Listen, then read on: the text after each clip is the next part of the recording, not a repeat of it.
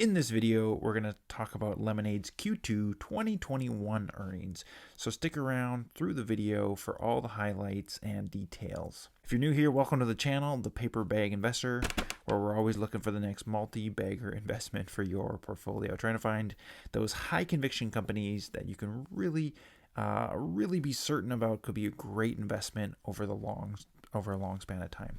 Nothing on this channel is personal financial advice. If you get value out of this video, make sure you hit that subscribe button and turn on notifications so whatever YouTube does with their algorithm, you always get updated on the latest content.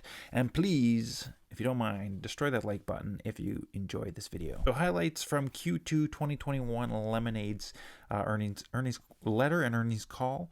Overall, I'm very happy with the quarter. They continue to grow rapidly. In-force premium I believe will continue to grow rapidly over time as they expand their number of products available and they expand geographically. The gross loss ratio leveled out after the Texas freeze. It's still a little bit higher than it was a year ago, which they touched on in the earnings call.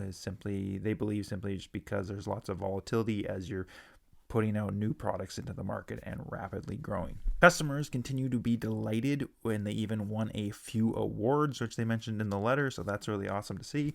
They also raised their guidance again for the full year 2021, so they bumped their guidance up a little bit more for the year, so that's also really awesome to see. Talking about reinsurance reduction, that was a good sign, and I think we will continue to see that over time. So they lowered slightly the amount of reinsurance they are relying on. And again, I think I've talked about this on Twitter before. I think that will be kind of the long-term goal eventually, probably use no reinsurance eventually, but that could take a very long time to get to that point. But in my opinion, reinsurance is actually a very positive thing for Lemonade right now because it allows them to leverage the amount of insurance risk they can take on, in other words, the amount of growth they can actually accomplish, because it leverages or it downsizes the amount of sort of catastrophic risk that could be there. So in my opinion, it's a much better strategy to grow aggressively and try and capture the market and become kind of the digital insurance provider and get that data flowing back to your underwriting. That's what's more important now than trying to be as profitable as possible. So that's why using reinsurance now is a really good strategy and will continue to be a good strategy for a long time yet.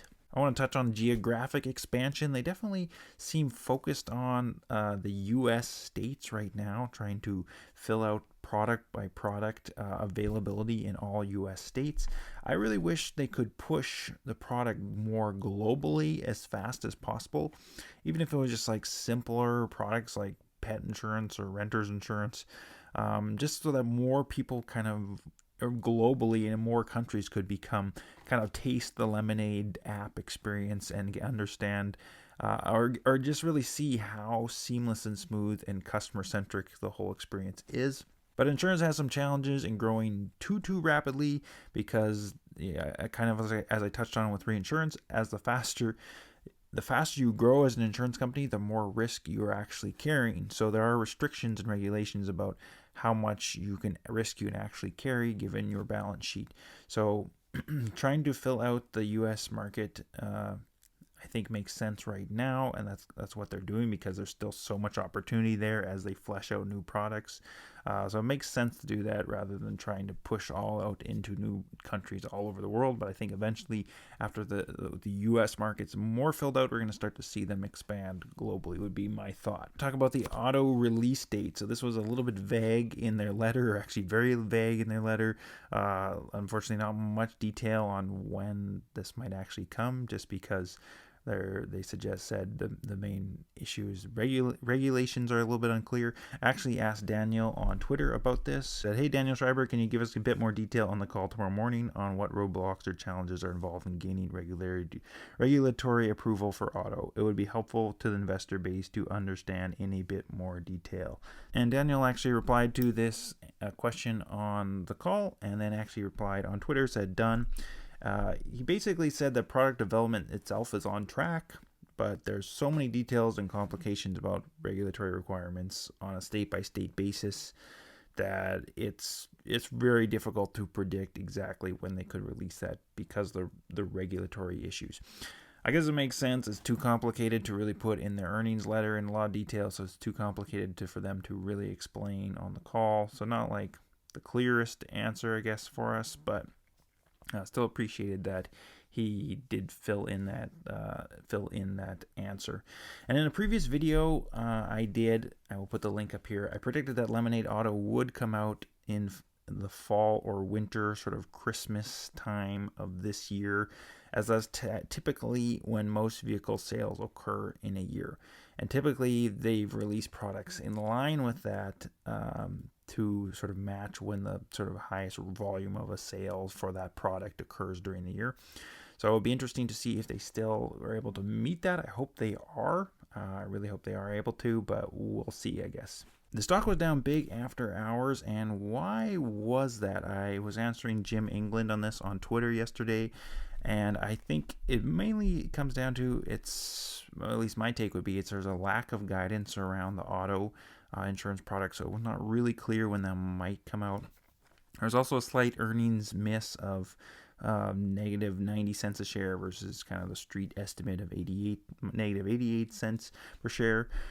Also, the operating expenses are up 126% year over year, and this is definitely concerning to me to see how effective they are at deploying capital.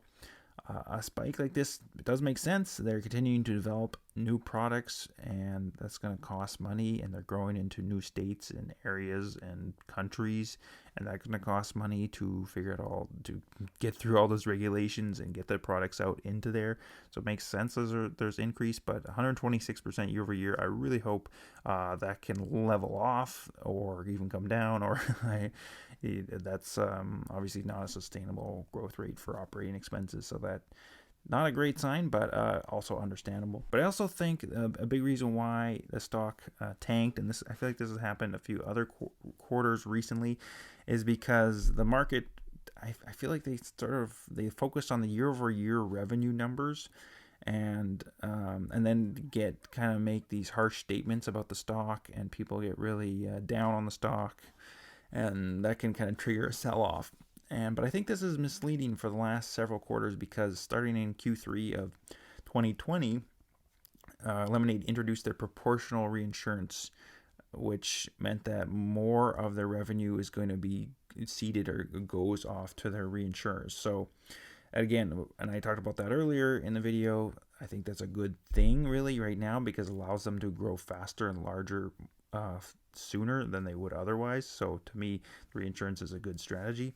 But it really won't be till starting next quarter we'll start to have more meaningful comparisons over year revenue. But I think that kind of tricks a lot of people. I always see that on Twitter, people just bashing the company because their year-over-year revenue is actually like down from what it was slightly or something like that. So I feel like that's not the best metric to look at for Lemonade. Overall, though, I'm still very bullish long-term on Lemonade. Insurance is, in my mind, a fairly simple business. There's no physical product to actually manufacture. You're just administering pricing risk and then administering the contracts around that, around those insurance contracts. And I love Lemonade because they've built this super efficient digital system that does all of that better. Makes the customer experience better. It allows for a much more efficient system in terms of the number of employees per customer. So it's much more efficient on the insurer side, and customers are also happier. It's actually better than the more legacy system. This is shown kind of the proof is in the pudding by the exuberant customer reviews and very, very high ratings that their products have, that their apps have.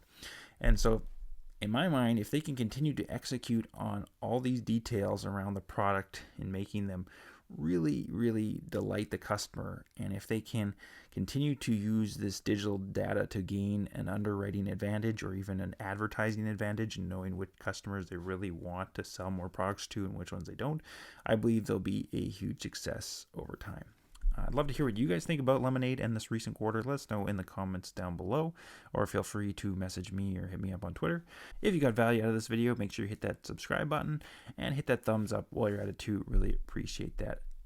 And remember, it's in the bag.